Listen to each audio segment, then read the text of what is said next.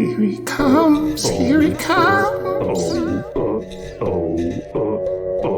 Boogeyman living in a scary house, telling us scaries with a stitched up mouth.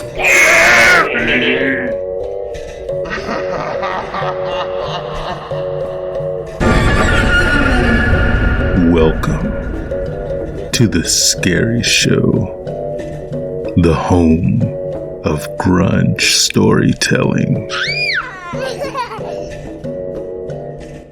The Scary Show is proud to partner with 𝗙cie Energy, the premier energy drink alternative. If you're like me, you've been consuming at least one of those other energy drinks at least once a day, spending anywhere from $2 to $3 a can. But with 𝗙cie, you get a whole month's supply in just one tub for close to $25 cheaper. And it gets even better. Use promo code 𝗺SCARIES for an additional 10% off. Wendigo, who's our guest tonight? Yes. So, on Grave Matters, we have the Scary Show. Hello, Scary Show. Hey, how's everybody doing? Hey, Scary Show. Thank you for being here tonight. Thank you Welcome for to the having me. madness. You're welcome. It's awesome to have you here. Who would like to ask the first question? Well, but I already know the answer to the first question, but I'll go ahead and ask it. Scary Show, why don't you tell everybody how you got your name and what your channel is about? Okay. So I came up with the name by accident. Originally, the show was just going to be called Scary, but it became too difficult for people to discover whenever people standing next to me would be searching for it. So I took a little inspiration from my first full-length horror novel, The Abe Dunbar Show, and kind of rebranded it The Scary Show. And then as far as what The Scary Show is, The Scary Show is grunge storytelling. So I literally took a cardboard box, a cheap headset mic, and I started reading a story I wrote about the first horror movie I ever saw. I didn't know what it was going to turn into at the time, but I knew it couldn't sound like a normal, everyday creepypasta. I started listening to creepypastas following the loss of a loved one back in 2015.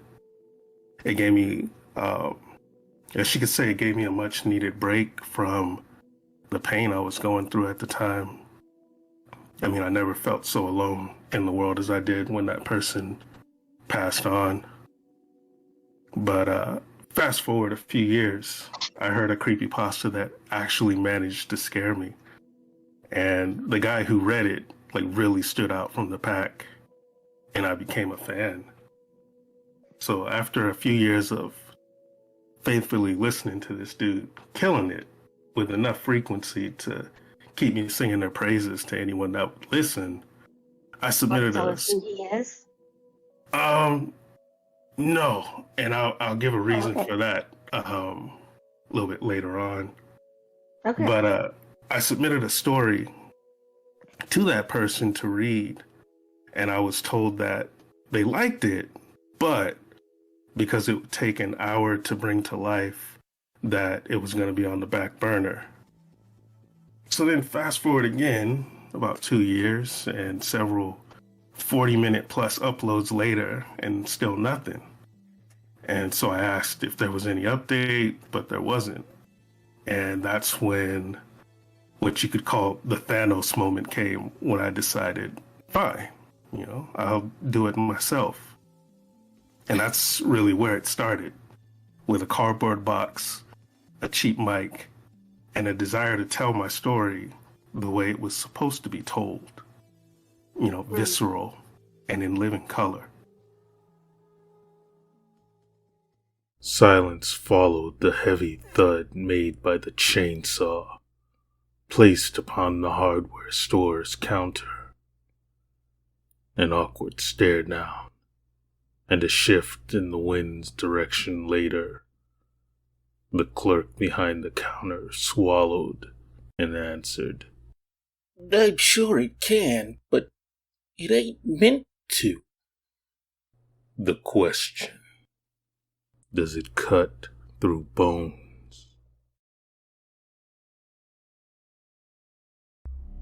You have heard people say that artists are tortured souls.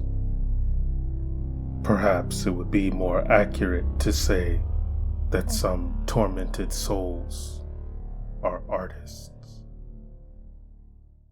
Yeah, it's very frustrating when you give a story to someone and then they just sit on it. Yeah. And, and then, I don't think there's anything wrong with asking for your story back. If someone hasn't done anything with it in, at least a year, I don't think there's any reason why you can't ask for your story back. But some people get really pissy about it. And it's like, you're not going to do it. Obviously, you've had it for 2 years. I'm rescinding my permission. It is my story. You can't do it anymore. But unfortunately, when you say stuff like that, that ends up creating like a feud. Because there are some people in this that's the wrong word, in this community that get really touchy about stuff like that. But they don't ever stop and look at the other side. Yeah. It's just like, I've come to notice that. Yeah, I've come to notice that the people who either don't support you or half-heartedly support you, they're not missed when they disappear. So you're really not losing anything except for, space. And with that space, you can grow. Mm-hmm.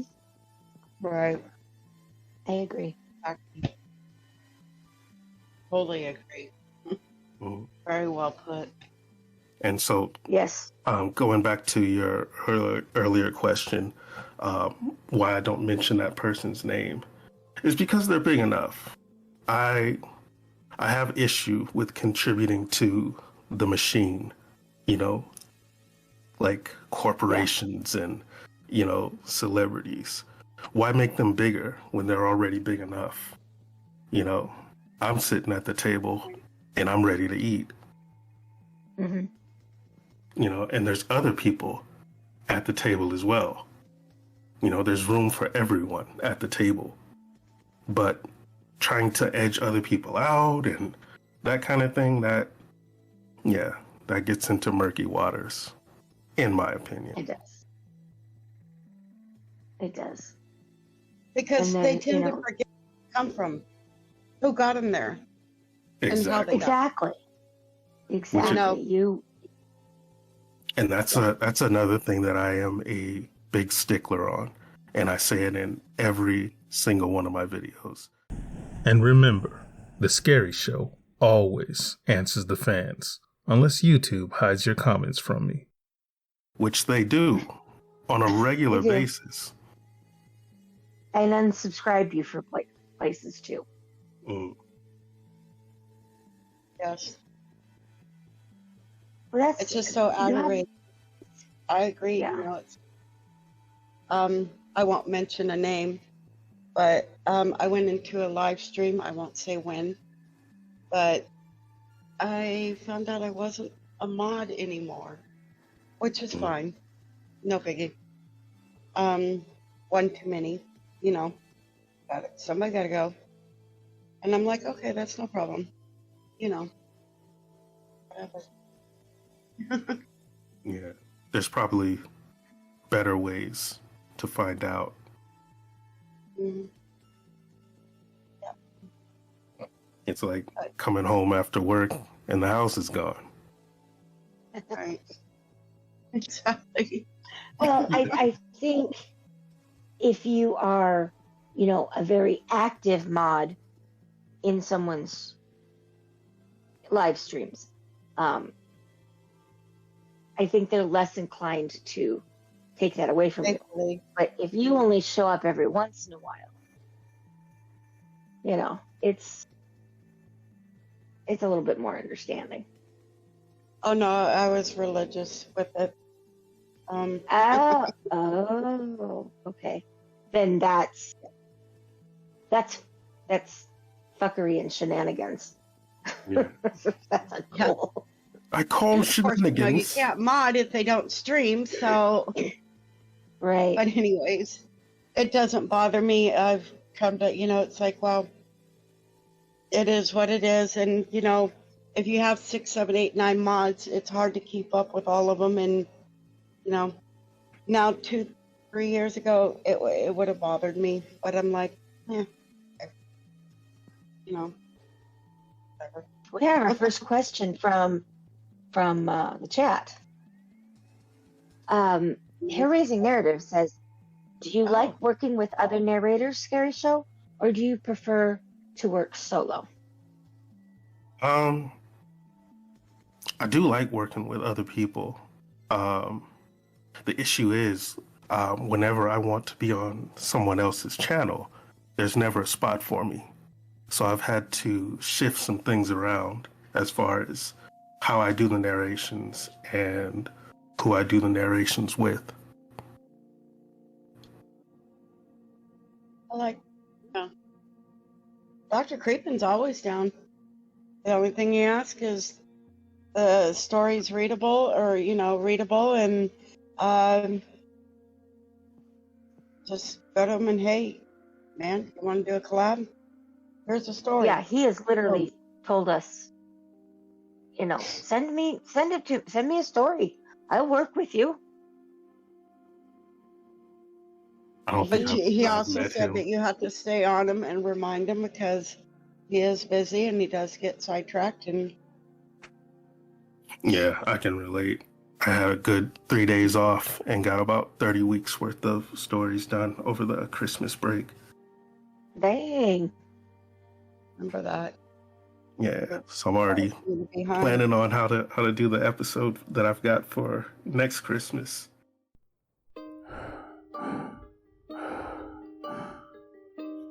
Finding a way into tricky situations has never been a problem for me, although I still haven't learned the art of getting out of them. Jim thought. It's a great opportunity to learn. He was not losing his usual optimism. I got out from a much worse situation before. Everything will be fine. Everyone will have a great laugh out of this. Wow. So that's crazy. You're so far ahead. Ooh. Yeah, I started out, And I think I was about 2 months ahead when I first met you, Ophelia. I was practicing that story I mentioned, The Devil Owns a Chainsaw. And I was doing it over and over again. I was like, no, this isn't right. I'm trying to get it all done in one take, which is like, that takes more time than just doing the lines a few times and then getting it. But yeah, planning ahead and being able to just grab my phone and be like, okay, on March, this is what's coming this week. That's what's coming next week. What about June? Okay, June, this episode.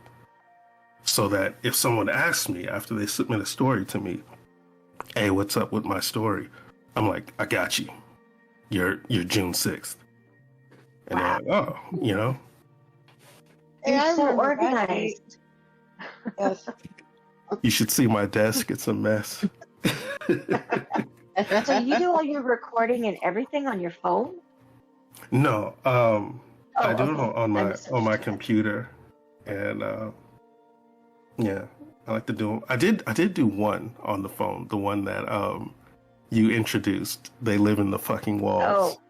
Yeah. Oh, so yeah. when I call in on the radio show, I actually recorded that one in a car. Oh. Okay, that's cool.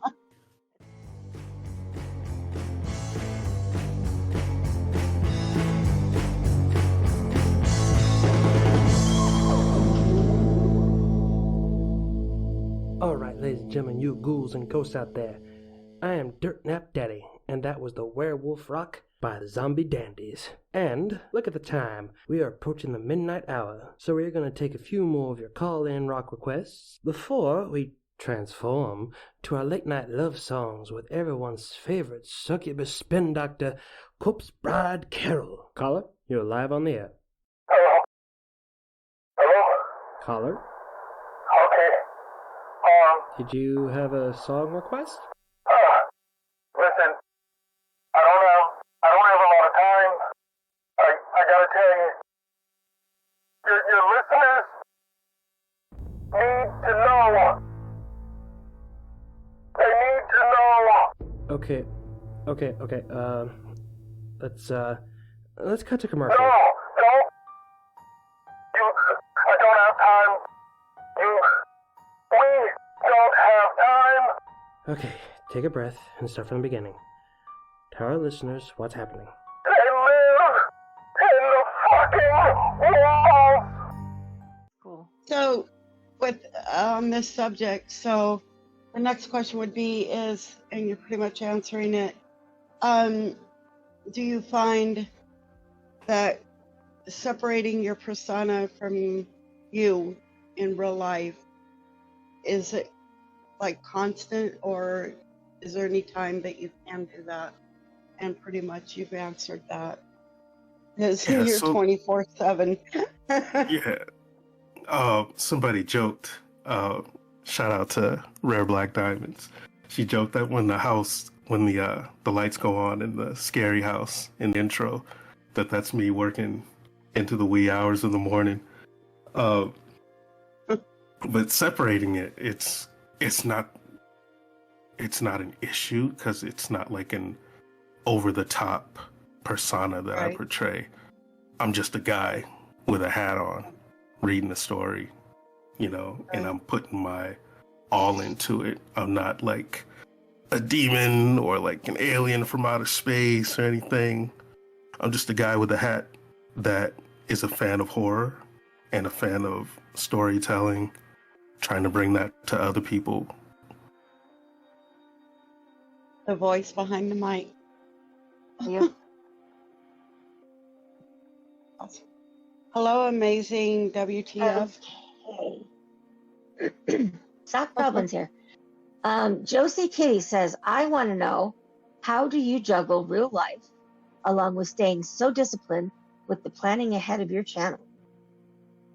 Very So, good question. I had to Not grow to say up like that. real fast, like from high school on,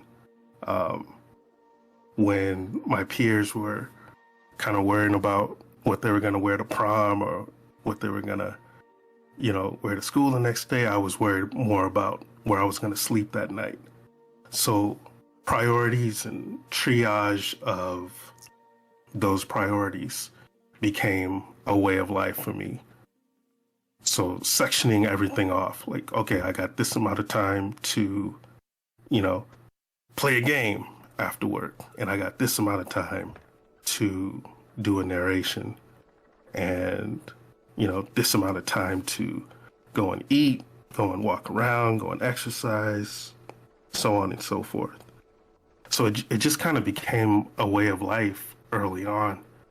And even with, things as common as drinking, like I have these rules for myself about drinking that I absolutely do not break under any circumstances. I never drink alone. I never drink and fight. I never drink when the people I know are outnumbered by the people I don't know. And I never drink when it feels like the world is coming down around my ears. And there's several reasons for each of those 4 rules. But like I said, like it's that self-discipline. Like I don't break those rules. You know what? That is such a key to success. It Yes. really is. You set your goals, you achieve your goals, you live by your rules. The rest of us are kind of seat of the pants, That is all the time that we have for today. Tune in next week as we continue this interview, and join us all this month as we count down to the end.